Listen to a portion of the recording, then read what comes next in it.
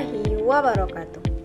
Yang terhormat dosen pengampu Ibu Dr. Marhama SAG MPD selaku mata kuliah pengembangan kurikulum di semester 5.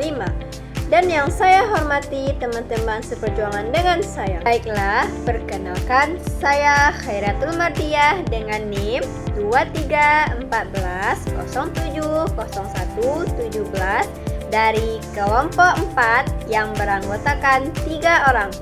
Yang pertama, Sutri Yuliasari dengan NIM 2314070101 yang akan membahas mengenai sepertiga pertama tentang pengertian dari prinsip-prinsip pengembangan kurikulum. Yang kedua, Zela Guswi Susanti dengan NIM 2314070128 yang akan membahas sepertiga kedua tentang prinsip umum dari pengembangan kurikulum. Yang ketiga, saya sendiri Khairatul Mardiah dengan NIM 2314070117 yang akan membahas sepertiga ketiga yaitu tentang prinsip khusus dari pengembangan kurikulum. Nah, di sini saya akan membahas tentang mengenai prinsip khusus dari pengembangan kurikulum.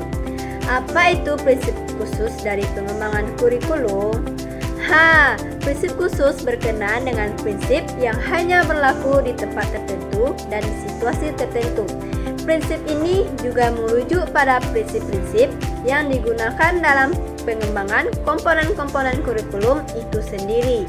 Misalnya, prinsip-prinsip yang digunakan untuk mengembangkan komponen tujuan, prinsip untuk mengembangkan komponen isi kurikulum, prinsip untuk mengembangkan media dan alat bantu pembelajaran, serta prinsip yang berkaitan dengan komponen evaluasi, di mana prinsip pengembangan satu komponen dengan komponen lainnya berbeda. Berikut prinsip-prinsip khusus yang ada di pengembangan kurikulum. Yang pertama, yaitu prinsip yang berkenaan dengan tujuan pendidikan. Tujuan menjadi pusat kegiatan dan arah semua kegiatan pendidikan. Perumusan komponen-komponen kurikulum hendaknya mengacu pada tujuan pendidikan. Nah, perumusan tujuan pendidikan bersumber pada A, yaitu ketentuan dan kebijaksanaan dari pemerintah. B, yaitu survei mengenai persepsi orang tua atau masyarakat tentang kebutuhan mereka yang dikirimkan melalui angket atau wawancara dengan mereka. C, survei tentang pandangan para ahli dalam bidang-bidang tertentu saja. D, survei tentang manpower. E, pengalaman negara-negara lain dalam masalah yang sama. F, yaitu penelitian. Kedua, yaitu prinsip berkenaan dengan isi pendidikan. Prinsip ini dalam kurikulum harus mempertimbangkan beberapa hal. Yang pertama, yaitu kita harus memerlukan penjabaran tujuan dalam bentuk perbuatan hasil belajar yang sederhana. Dan yang kedua, yaitu isi bahan hajar harus mengetahui sifat dan keterampilan dan kurikulum harus menyusun dalam susunan yang logis dan sistematik. Ketiga, yaitu prinsip yang berkenaan dengan media dan sumber belajar. Belajar prinsip ini menunjukkan kesesuaian media dan sumber belajar dengan standar dan kompetensi dasar, materi pembelajaran, karakteristik media pembelajaran, tingkat perkembangan peserta didik, tingkat kemampuan guru, praktis ekonomis. Nah, untuk itu, pengembangan kurikulum harus memperhatikan faktor-faktor antara lain. Yang pertama, yaitu objektivitas. Yang kedua, yaitu program pembelajaran. Yang ketiga, yaitu sasaran program. Yang keempat, yaitu situasi dan kondisi atau sekolah dan peserta didik di dalam proses pembelajaran. Yang kelima, yaitu kualitas media. Yang keenam, keefektivitasan, efisiensi penggunaan. Yang keempat, yaitu prinsip didaktik, metodik. Prinsip ini meliputi beberapa hal.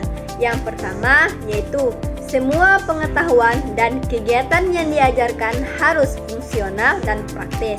Yang kedua, pengetahuan dan kegiatan harus diselaraskan dengan tingkat pemahaman dan perkembangan peserta didik di dalam proses pembelajaran. Yang ketiga, yaitu guru harus bangun dan menumbuhkan minat, perhatian, dan kemampuan kepada siswa. Yang keempat, yaitu presentasi materi pelajaran harus mengambil bentuk teori dan praktik yang terjalin. Yang kelima, yaitu dalam pembelajaran, guru harus dapat membentuk perpaduan antara kegiatan belajar individu dengan kegiatan belajar kelompok sesama siswa tersebut. Yang keenam, yaitu guru harus mampu mengembangkan sikap dan nilai-nilai siswa dalam proses pembelajaran. Yang terakhir atau yang kelima, yaitu prinsip evaluasi. Nah, prinsip evaluasi ini sering dikenal dengan prinsip penilaian dalam proses pembelajaran. Nah, dalam prinsip-prinsip ini meliputi yaitu prinsip pendidikan, prinsip keseluruhan, prinsip kesinambungan, prinsip objektivitas, prinsip kerjasama, prinsip praktis, dan prinsip akuntabilitas. Nah, terlihat dari teknik pengembangan instrumen harus dicatat beberapa prosedur, yaitu prosedur kompilasi instrumen, tipe dan penilaian teknis, kesesuaian instrumen dengan kompetensi, level kemampuan untuk diukur, tingkat perkembangan siswa dalam proses pembelajaran, waktu yang dibutuhkan dalam proses pembelajaran, teknik pengolahan dan analisis sistem, penilaian administrasi, dan pemanfaatan hasil penilaian yang dibuat oleh guru untuk siswa. Nah, jadi pengembangan kurikulum adalah sebuah proses yang merencanakan, menghasilkan suatu alat yang lebih baik dengan didasarkan pada hasil penilaian terhadap kurikulum yang telah berlaku, sehingga dapat memberikan kondisi belajar mengajar yang baik. Dengan kata lain, pengembangan kurikulum adalah kegiatan untuk menghasilkan kurikulum harus melalui langkah-langkah penyusunan kurikulum atas dasar hasil penelitian yang dilakukan selama periode waktu tertentu. Prinsip kurikulum dapat juga dikatakan sebagai aturan yang menjiwai pengembangan kurikulum.